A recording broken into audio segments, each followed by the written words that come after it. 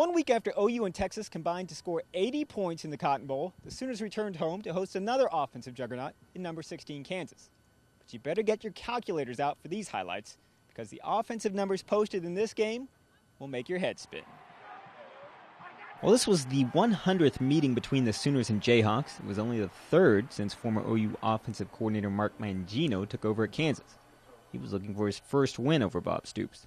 But how's this for a tough way to start a game? Manny Johnson on the receiving end of 7 touchdown passes in the last 3 games goes down early in the first quarter. You can see from the replay, his arm gets kicked by the defender. He was gone for the game with a dislocated elbow. No word on how many games he may miss. But there was no reason for the 85,000-plus fans to become despondent. It took a while longer than usual, but the Sooners got on the board when Sam Bradford found fullback Matt Clapp for the 12-yard touchdown, topping off an 84-yard drive. OU led 7-0 with 5:36 left in the first quarter. But then something that's become a rarity this season, a rushing touchdown. DeMarco Murray won't be denied. He rumbles in from 3 yards out. OU led 14-7, 4 seconds into the second quarter. Later in the quarter, Kansas is threatening to tie things up, but Lindy Holmes picks off Todd Reesing at OU's own 2-yard line. Holmes had 8 tackles and 2 interceptions. Not a bad day's work. Following a Kansas field goal, Chris Brown would cap a 9-play, 69-yard drive with a 14-yard run around the corner. OU led 21-10. Brown ran 12 times for 92 yards and the score. But Kansas is highly ranked for a reason, and when Reesing found a wide-open Desmond Briscoe for a 69-yard score, Jayhawks trailed by only 4, 21-17. Briscoe had an amazing 269 receiving yards and 2 touchdowns on the day, a ridiculous 193 yards at the half.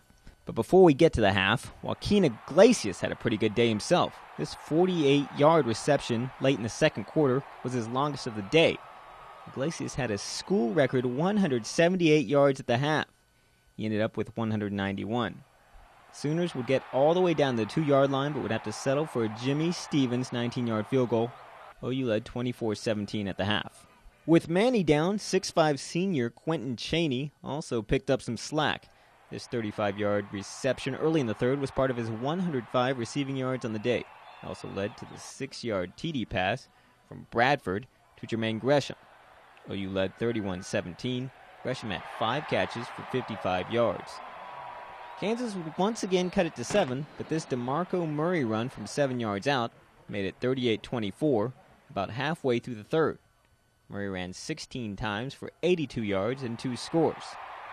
And let's not forget the Sooner defense.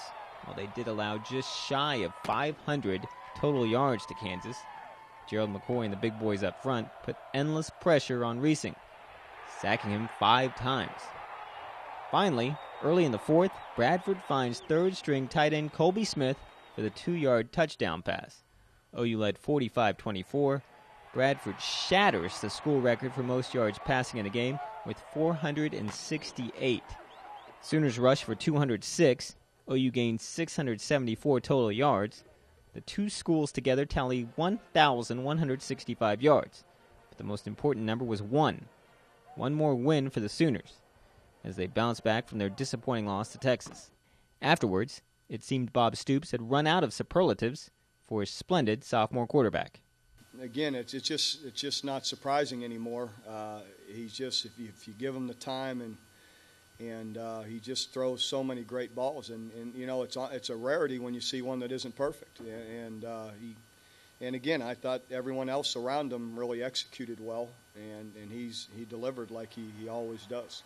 I don't know. I think a large part of that tonight went to the offensive line because they kept me protected, and you know I can't tell you how much time I had back there in the pocket today to just look, figure out what they were running and find open receivers. So I think our offensive line played a huge part in the numbers that I had today.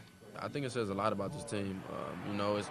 It could have been easy to come out here and just lay it down after one loss. We try to go undefeated this year and had a hard-fought game last week against Texas, and just got to come ready. I mean, we had to refocus, and it says a lot about the team and the character of this team that we're not going to give up. We're going to keep going.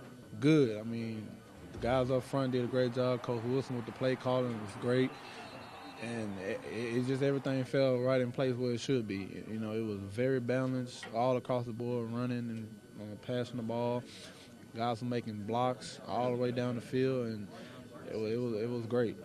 Yeah, we did get the running game going, and that was a big focus by the coaches that he wanted to get the running game going, and we kind of came up to the challenge. So I mean, it was great that the coaches gave us that opportunity.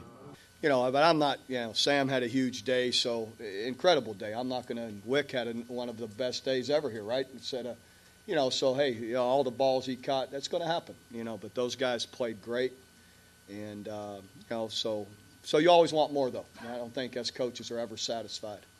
Next week, the Sooners will try to complete the Kansas sweep, and really the easier half is ahead. OU heads up to Manhattan, Kansas to play against the Kansas State Wildcats. That game kicks off at 11:30 a.m. Reporting from Norman, Damon Fontenot, News OK TV.